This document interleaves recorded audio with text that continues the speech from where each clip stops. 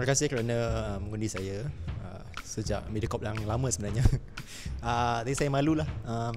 Dah pernah menang. Jadi saya rasa kalau tahun ni nak undi yang lain pun tak kisah. Saya sebenarnya okey je. Saya malu. Saya nak berterima kasih kepada semua di luar sana yang menyokong saya. Saya tak sangka yang semua nampak saya dan suka saya lah, pasal saya pun baru berapa tahun aja dalam industri ni. Dan juga kepada ibu bapa saya, kakak saya, adik saya, kepada keluarga dan kawan-kawan saya juga, terima kasih kerana support saya selama ni.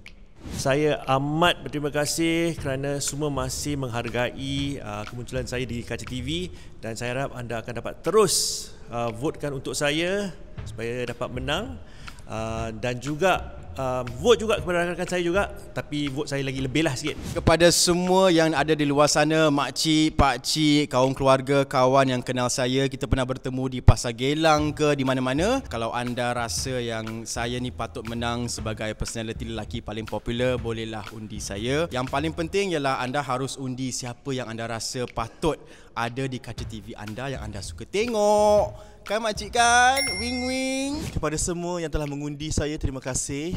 Jangan lupa untuk teruskan mengundi saya kerana saya lah yang lebih berhak untuk memenangi personality paling popular. Okay, so please undi, okay?